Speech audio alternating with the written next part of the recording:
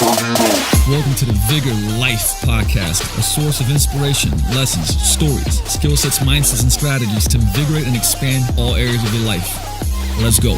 What's going on? Luka here, back with the Vigor Life Podcast. Today is just me by myself, but I got some cool things that I want to discuss with you guys. I'm coming back from a 2-week trip. Well, I was on and off the road for 2 weeks, and doing the Wake Up Warrior Mastermind, or quarterly, running our own pack mastermind in San Diego, doing some pretty crazy Navy SEAL training, which we'll talk about another time. And then I got an opportunity to and won an award to go to Necker Island and meet Richard Branson, the founder of Virgin Records, Virgin America, Virgin everything, which was really, really cool. And it brought me, like, this is kind of what brought me to what I want to talk about today. And that discussion is the discussion about environments. And, and I mentioned them before, but the reality is that our environments trigger our behaviors. Now think about that. Like, think about just what I said in maybe your situation or something that's, not the way that you want it to be, right? Remember, your environment is everything from work, from the people you surround yourself with, from the foods that are put in front of you, from, the places, spaces, like everything, right? Also, what you hear, what you see, kinesthetically, what you smell, all of it, right? That's all your environment. Now, the reality is that we can't change all our environments. Certain things externally are just, like I said, if you got to go to work and, that's your environment. But there's a humongous amount of things that we can change and, number one, become aware of. So, as I went to, Necker Island, and Richard Branson was talking about how pretty much he created an environment that helps him be his best. So from, obviously it's paradise, and I can confirm this, that it is paradise.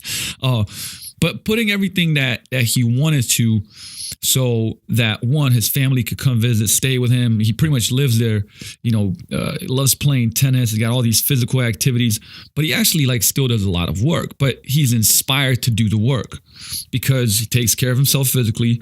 He's in this environment that inspires him, that fuels him, that is conducive to the things that he wants to achieve. Now you may say, okay, look, well, I can't buy an island and shit, right? But neither can I. But the point of the fact is that you can create an environment to serve you with what you want. Now, here at Vigor, we're always talking about the environments that clients put themselves in. And look, also myself, to, lead you into the way that you want. Now, what is an example of that, right? So if you consistently are around people that trigger you, so whether it's people, situations, smells, foods, to take you down this rabbit hole, or should I say a negative habit loop, you can change that, right? Number one, you have to become aware of it, but you can change that. You can change that environment, or you can change, if you become aware of it, you can change what you do when you get triggered. But all it is, every single thing that we do in life is triggered by our behaviors are triggered by our environments. And as I was sitting there going okay, look, I can't buy an island, but even at your home, right? So when you're at home, what music, when you come home from work, would make you feel more relaxed, or just make you smile, or make you enjoy yourself more? What music makes you work better and do deeper work? What music energizes you, or what audiobooks, or what podcasts energize you when you get up in the morning? So think about those scenarios, right? What places do you feel compelled to eat better, healthier, to get the body you want? Maybe it's around a certain people. I started going to a cafe that has, the breakfast that I want, because it's just I was falling into bad habits.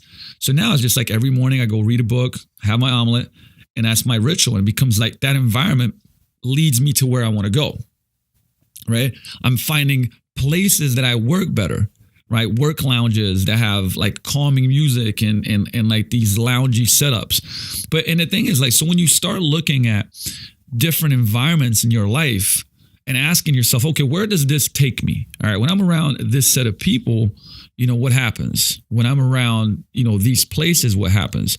When you're at work, can you do something else instead of listening to negative talk around you? Can you put in your earphones and listen to a positive audio or some brainwave tuners or some stuff like that? Like, I mean, the reality is that you can change that, right? You can change your responses to them, or you can change your environments. And the question then becomes, what do you want to change?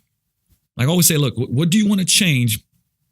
And assess that, like assess the environments that are in that area of your life. So whether that is, like I said, let's just take, your health and fitness, right? This is kind of like what we do, but, take your health and fitness and go like, what are the environments that I'm in and what are they doing?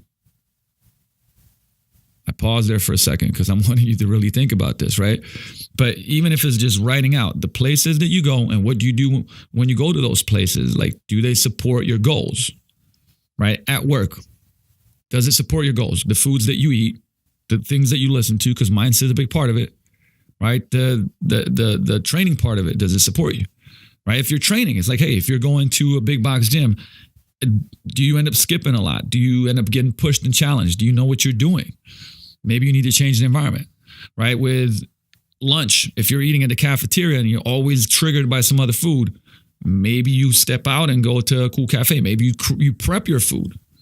Right? Like I said, I'm not telling you what to do. I'm just saying that you need to become aware of the things that are leading you down the wrong path. I found that there's certain times that I just can't work at home. I just can't do it. So I have to go out, be in a cafe. I get inspired. It works. Other times I can't. But the reality is, if something is not serving and supporting me in that way, the environment must change, or you have to respond differently to the triggers in your environment. Right? So this is, and so this leads me into the next thing, that if I look back in the last 10 years, what are the environments that have significantly helped me, and the reason why I fly to seminars and part of coaching programs, because that environment is filled with people working to do the same as you, or I would say in a similar way. So, right, when I go to business masterminds, it's a lot of people trying to build a great business that serves people, that helps people, that also serves their life, right? And everything is working towards that. There's not like much negativity, talking shit about others. There's not, why this doesn't work. It's more about what can we do about it. Everything is looking forward, right? Same thing goes in it took a while, but for me to go like, well, and I want to surround myself with people that are successful with their health, right, and their bodies, but then also their relationships. So you want to be around people that treat their relationships in an amazing way and have great relationships, and then also business, and then also spirituality, or like a sense of self, whatever that you want to call it. But what are the places that you go to that better you because the environment inspires you and helps you move forward, right? And that's why it's so crucial. People go like, well, I read this and it's like, I think I know what to do. Well, the thing is, this day and age, information is like plentiful. Like, there's too much information, honestly. People are looking for transformation, right? And the factors for transformation are that, one, you got to first, know what you want and be insanely committed to it, right? A friend of mine, Jesse, said, he just wrote something. Accountability doesn't do shit if you're not committed to something. Right? I can't keep you accountable. You won't keep yourself accountable if there's not a deep commitment and a deep why for why you're doing something. Right? So environments, guess what? Guess what they help you do? You're around coaches, so you have access, right? To help with the right things at the right time. You have accountability if, once again, the coach helps you figure out that you're committed. Like, you got to be committed. Without the commitment, it doesn't matter. And then you have associations. So you have others just like you going towards the same direction. So you have support. You have people that have been there, done that. So the failures that maybe you just went through, they've already gone through, and they've got insights on how to overcome them faster. See, these are all environments. And there's the greatest thing about it is that, like, today, as you're listening to this, as you're watching this, you can decide and go like, you know what? This week, I'm going to do one thing. Just going to do one thing and put myself in a better environment that's going to serve me in blank area, whatever area it is, right? Because, like I said, I own a gym, or I said gyms, and that's the kind of like the industry I'm in, as well as coaching and business. But the reality is like if you put yourself in a more positive environment that's going to help you get, go where you want to go, like why wouldn't you do that? Now, what is that for you? I don't know. Most of the time, like I said, why do we have success is because of the community, because of the people, because of the coaches, because the environment breeds success. It breeds commitment. It breeds inspiration, right? And like I said, when I went to Necker Island, hey, guess what? I thought I was doing, some big things, and it was cool. But then you go like, man, like here's what's possible, right? Here's what's possible. So there was inspiration, and behind the inspiration was a community supporting that and the how-tos. So you want to put yourself in those places, period. This might be a little bit simplistic, but in a way, change your environment, change your life, right? You've heard that, you can't help the poor by becoming poor. And essentially, like many times we put ourselves into poor positions, and it may not be just financially. It may be just with how we treat ourselves, with the food that we eat, with the training that we do, with, everything. So, how can you remove yourself from that poor environment and insert a better environment so that your behaviors change? That is the question for you today, right? Sitting down and like, look, I wanted this podcast to be just like when I'm coaching a client and saying, what are you going to do? Okay, so what's the one thing you're going to do today? You listen to this. It's like you might have an aha moment. Wow, you're right. I've heard this before. I've read it before, but I haven't done it. So sit down right now, take out a pen, take out a pad, assess your environments, choose one thing, not 5, not 3, not 10, just one thing, one environment that you're going to change this week that is going to serve you and take you in the direction that you want to go, that you're committed to. Write it down, circle it like a 4-year-old kid with a crayon, and then get to work, right? How are you going to do it? When are you going to do it? But just one thing, just one, that's it.